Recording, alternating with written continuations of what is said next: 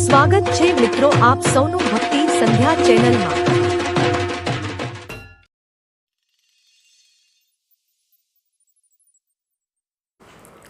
નમસ્કાર મિત્રો, આપ સૌનું સ્વાગત છે આપણી પોતાની ભક્તિ સંધ્યા ચેનલમાં।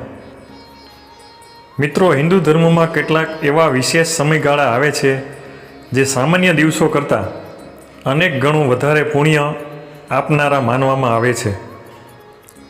એવો જ એક દિવ્ય અને પવિત્ર સમય છે પુરુષોત્તમ માસ, જેને અધિક માસ તરીકે પણ ઓળખવામાં આવે છે। શાસ્ત્રોમાં આ મહિનાને ભગવાન શ્રી હરિ વિષ્ણુનો અત્યંત પ્રિય માસ ગણવામાં આવ્યો છે। એવું પણ માનવામાં આવે છે કે આ સમયમાં કરવામાં આવેલું જપ, તપ, દાન, ભક્તિ અને આરાધના સામાન્ય દિવસો કરતાં અનેક ગણું વધારે ફળ આપે છે। પરંતુ મિત્રો, શું તમે જાણો છો કે આ પુરુષોત્તમ માસમાં એક એવો પાઠ છે જે વ્યક્તિના જીવનમાં સુખ, શાંતિ, સમૃદ્ધિ અને આધ્યાત્મિક ઉન્નતિ લાવી શકે છે? આ પાઠ છે વિષ્ણુ સહસ્ત્રનામ। મિત્રો, આજે આપણે જાણીશું વિષ્ણુ સહસ્ત્રનામનું અદ્ભુત મહાત્મ્ય, તેની પાછળ રહેલી પ્રાચીન કથા અને એવા ચમત્કારિક લાભો વિશે જેનો ઉલ્લેખ અનેક શાસ્ત્રોમાં કરવામાં આવ્યો છે। જો વિડીયો પસંદ આવે તો એક લાઈક કરીને ચેનલને સબસ્ક્રાઈબ કરી દેજો। તો ચાલો શરૂ કરીએ। મિત્રો, વિષ્ણુ સહસ્ત્રનામ એટલે ભગવાન વિષ્ણુના 1000 પવિત્ર નામોનો સંગ્રહ। દરેક નામમાં એક વિશેષ શક્તિ અને દિવ્ય તત્વ રહેલું છે। શાસ્ત્રોમાં કહેવામાં આવ્યું છે કે કલિયુગમાં ભગવાનના નામનું સ્મરણ સૌથી સરળ અને સૌથી શક્તિશાળી સાધન છે। જ્યારે મનુષ્ય વિવિધ મુશ્કેલીઓ, પાપો અને જીવનના સંઘર્ષોથી ઘેરાઈ જાય ત્યારે ભગવાનના નામનો આશ્રય તેને નવી દિશાઓ આપે છે। એક પ્રાચીન કથા અનુસાર એક વખત દેવર્ષિ નારદજીના મનમાં એક પ્રશ્ન ઊભો થયો। તેમણે વિચાર્યું કે કલિયુગમાં જીવાત્માઓને પાપોથી મુક્તિ મેળવવા અને ભગવાનની કૃપા પ્રાપ્ત કરવા માટે સૌથી સરળ ઉપાય કયો હોઈ શકે? આ પ્રશ્નનો ઉત્તર જાણવા માટે તેઓ બ્રહ્માજી પાસે ગયા। નારદજીએ વિનમ્રતાપૂર્વક પૂછ્યું, હે પિતામહ, એવા કયા સાધન છે જેના દ્વારા મનુષ્ય પોતાના પાપોથી મુક્ત થઈ શકે અને ભગવાનની કૃપા પ્રાપ્ત કરી શકે? બ્રહ્માજીએ જવાબ આપ્યો, હે નારદ, ભગવાન વિષ્ણુના નામોનું સ્મરણ એ કલિયુગમાં સર્વોત્તમ સાધન છે, પરંતુ તેના સંપૂર્ણ રહસ્યને જાણવા માટે તારે ભગવાન શિવનો આશ્રય લેવો પડશે। બ્રહ્માજીના આ શબ્દો સાંભળીને નારદજી સીધા કૈલાસ પર્વત તરફ પ્રસ્થાન કરે છે। ત્યાં પહોંચીને તેઓ ભગવાન શિવને પ્રણામ કરે છે અને વિષ્ણુ સહસ્ત્ર નામના મહિમા વિશે જણાવવા વિનંતી કરે છે। ભગવાન શિવ સ્મિત સાથે કહે છે, હે નારદ, આ એક અત્યંત પવિત્ર અને કલ્યાણકારી જ્ઞાન છે। મેં આ રહસ્ય અગાઉ માતા પાર્વતીને પણ સંભળાવ્યું હતું। ત્યારબાદ મહાદેવ વિષ્ણુ સહસ્ત્ર નામનું મહાત્મ્ય સમજાવવાનું શરૂ કરે છે। ભગવાન શિવ જણાવે છે કે અનેક યજ્ઞો, તીર્થયાત્રાઓ અને કઠિન તપસ્યાઓથી જે ફળ પ્રાપ્ત કરવું મુશ્કેલ છે તે ફળ ભગવાન વિષ્ણુના નામોના સ્મરણથી સરળતાથી પ્રાપ્ત થઈ શકે છે। આ નામો માત્ર શબ્દો નથી, પરંતુ દિવ્ય શક્તિના સ્ત્રોત છે।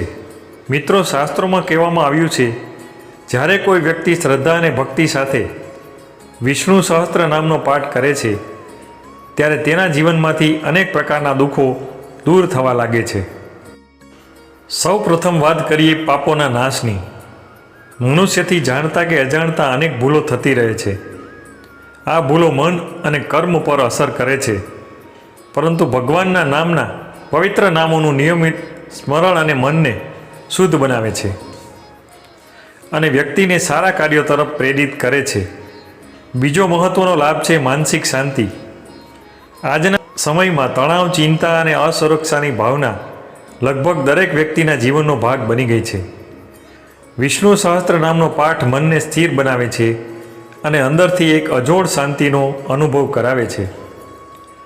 ઘણા ભક્તોનો અનુભવ છે કે નિયમિત પાઠથી મનમાં સકારાત્મકતા વધે છે અને નકારાત્મક વિચારો ધીમે ધીમે દૂર થવા લાગે છે. ત્રીજો લાભ છે ઘર અને પરિવારમાં શુભ ઉર્જાનો સંચાર. જ્યાં ભગવાનના નામોનું ગાન થાય છે ત્યાં સકારાત્મક વાતાવરણનું નિર્માણ થાય છે. ઘરમાં કલેશ, અશાંતિ અને નકારાત્મકતા ઓછી થવા લાગે છે. પરિવારના સભ્યો વચ્ચે પ્રેમ અને સમજણમાં વધારો થાય છે. મિત્રો, વિષ્ણુ સહસ્ત્ર નામનું એક વિશેષ ફળ સ્વાસ્થ્ય સાથે પણ જોડાયેલું માનવામાં આવે છે. શાસ્ત્રોમાં વર્ણન છે કે ભગવાનના નામોનું સ્મરણ શરીર અને મન બંનેને શક્તિ પ્રદાન કરે છે. નિયમિત રીતે પાઠ કરવાથી મનોબળ મજબૂત બને છે અને જીવન પ્રત્યે આશાવાદી દ્રષ્ટિકોણ વિકસે છે. આ ઉપરાંત ભગવાન વિષ્ણુને જગતના પાલનહાર અને રક્ષક માનવામાં આવે છે. તેથી તેમની કૃપાથી જીવનમાં સુખ, સમૃદ્ધિ અને સૌભાગ્યનું આગમન થાય છે. ઘણા લોકો પુરુષોત્તમ માસ દરમિયાન વિશેષ રૂપે વિષ્ણુ સહસ્ત્ર નામનો પાઠ કરે છે અને ભગવાન પાસે જીવનની મુશ્કેલીઓ દૂર કરવાની પ્રાર્થના કરે છે. પરંતુ મિત્રો, આ સમગ્ર કથામાં સૌથી રસપ્રદ વાત હજી બાકી છે.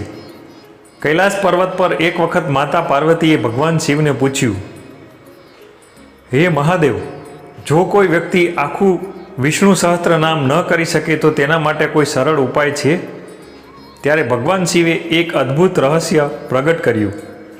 તેમણે કહ્યું, રામ રામેતિ રામેતિ રમે રામે મનોરમે સહસ્ત્ર નામ તતુલ્યમ રામ નામ વરાનને. અર્થાત માત્ર રામ નામનો ભક્તિપૂર્વક જપ કરવાથી પણ વિષ્ણુ સહસ્ત્ર નામ જેટલું જ પુણ્ય પ્રાપ્ત થાય છે. કારણ કે રામ નામમાં ભગવાન વિષ્ણુના હજારો નામોની શક્તિ સમાયેલી છે. મિત્રો, આ વાત આપણને શીખવે છે કે ભગવાન સુધી પહોંચવાનો માર્ગ ભક્તિ અને શ્રદ્ધાથી ભરેલો છે. માત્ર વિધિઓ જ નહીં પણ નિષ્ઠાપૂર્વક કરવામાં આવેલી પ્રાર્થના પણ ભગવાન સુધી પહોંચે છે. પુરુષોત્તમ માસ એ એવો સમય છે જ્યારે આપણે પોતાના જીવનનું આત્મચિંતન કરી શકીએ, ભગવાનના નામોનું સ્મરણ કરીને પોતાના વિચારોને પવિત્ર બનાવી શકીએ. જો શક્ય હોય તો આ પવિત્ર માસ દરમિયાન રોજ થોડો સમય કાઢીને વિષ્ણુ સહસ્ત્ર નામનો પાઠ કરો અથવા તો ભગવાન શ્રી હરિના નામોનું સ્મરણ કરો. શાસ્ત્રો કહે છે કે ભગવાનનું નામ ક્યારેય વ્યર્થ જતું નથી. તે કોઈને કોઈ રૂપે ભક્તના જીવનમાં શુભ પરિવર્તન અવશ્ય લાવે છે. તો મિત્રો, તમને શું લાગે છે? શું તમે પણ જરૂરથી આ પુરુષોત્તમ માસમાં વિષ્ણુ સહસ્ત્ર નામનો પાઠ કરશો ને? મિત્રો, તમારો જવાબ અમને કોમેન્ટમાં જરૂર જણાવજો અને કોમેન્ટમાં શ્રી જય હરિ વિષ્ણુ લખી દેજો. મિત્રો, જો તમને આ માહિતી પસંદ આવી હોય તો વિડીયોને એક લાઈક કરો, ચેનલને સબસ્ક્રાઈબ કરો અને આવી જ ધાર્મિક અને રહસ્યમય માહિતી માટે અમારી સાથે જોડાયેલા રહો. ધન્યવાદ મિત્રો. જય શ્રી હરિ વિષ્ણુ.